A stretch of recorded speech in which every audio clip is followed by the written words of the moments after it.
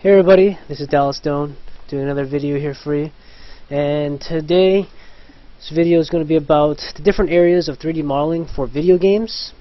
So I'm going to go through the different positions that you can obtain as a 3D modeler for video games. So the very first one that I want to talk about is the texture artist, okay? And actually, let me just name you all the different types first. Okay, so you got the texture artist, you got the character modeler, you got the environment modeler. Okay, and in environment modeling, there's a bunch of different things that kind of goes in with environment modeling. So there's, it really depends on the studio that you're working with, right? If you're working with a big studio, like a BioWare or EA, or you're working at Activision, or you're working at Ubisoft, right? They're huge studios, so they'll have even more specific. So, like in an environment modeling position, you might be the vehicle guy, so you'd be creating vehicles. You might be the vegetation guy, so you're building trees and plants and plant life, right? You might be doing the buildings.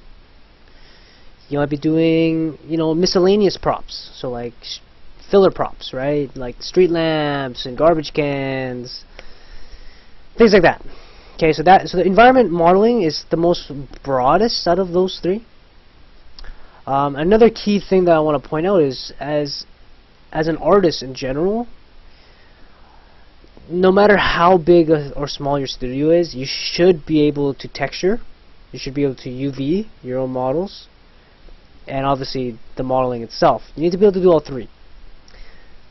Now, some big studios, like I was saying before, will have a texture artist who goes in and does the texturing for you. So all you do, if you're a modeler, is you create the mesh, and then you UV it and you texture it. Or sorry, you just UV it, and then the texture artist goes in, takes your model, looks at the UVs, looks at the model, and then creates the textures, right?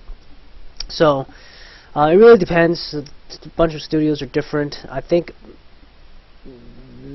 if you're going into a small studio, you're most likely going to be doing your own UVs. You're most likely going to be doing your own textures and your own modeling. So, so there's that. A texture artist usually is someone who just textures the mesh. That is their only job. Sometimes they'll have to be the ones that UVs the models for them, but usually the modeler will be doing that already. In some cases, the texture artist is the one who has to generate light maps or ambient occlusion maps for the mesh.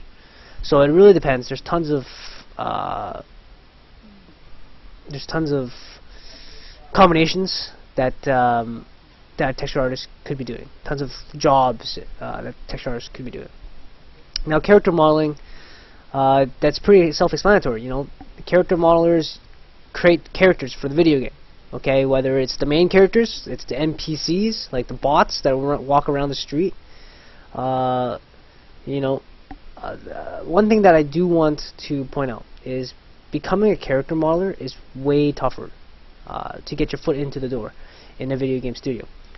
And that's because there's not that many character modelers on a game team, because they only make so many characters, right? So usually they'll have maybe, when you compare it to the environment modelers, character modelers are like almost 1 to 4, right? And maybe in the future that will change, but that's just kind of how it is. The ratio is like 1 to 4. In the environment modelers, there's tons of them, but majority of the environment modelers are either contracted out for short periods of time because they're only needed to create their assets, and then they're out the door, right? Their contract is done. So,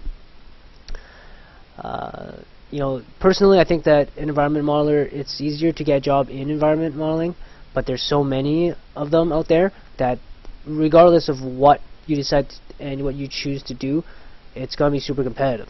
Okay, so when you compare it though to character modeler, your chances are a little bit better as an environment modeler. Now, I'm going to end this with with a few things. Okay, so first off is I suggest trying both character and environment modeling when you're in school, or if you're just trying to learn how to 3D model.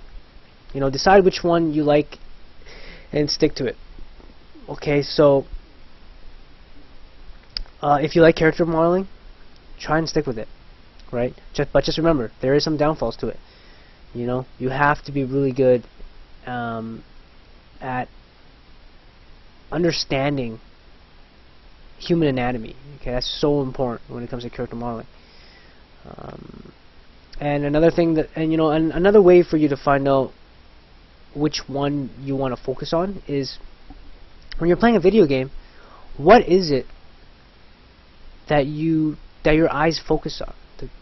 When you load up a video game, does your eyes focus on the environments, or does your eyes focus on the characters? The one that you find more interesting is the one that you should be choosing to do. Okay. Now I'm going to go back and I'm going to re-emphasize this point again. Character modeling is a lot harder than environment modeling. Character modeling takes a critical eye. Okay, you need to be able to look at a character and be like, okay, there's something wrong with their bicep, and be able to fix it. Oh no, their eyes are a little bit off, right? Their muscle in the leg is a little bit too big. Like, you have to be able to look at it and say, okay, there's something wrong with this, and know how to fix it. And it's a lot harder as a character modeler. And yeah, last but not least, character modelers tend to have a tougher time finding a job in the industry compared to environment modelers, because most studios do not need many character modelers. So again, re-emphasizing on the point that character modeling, personally, when I went to school, I actually really enjoyed character modeling, and that's what I wanted to do. I ended up switching to environment modeling because I looked at my peers, and they were leagues and leagues ahead of me when it came to character modeling. Their drawings, when it came to life drawing, was way more accurate, and they understood it more.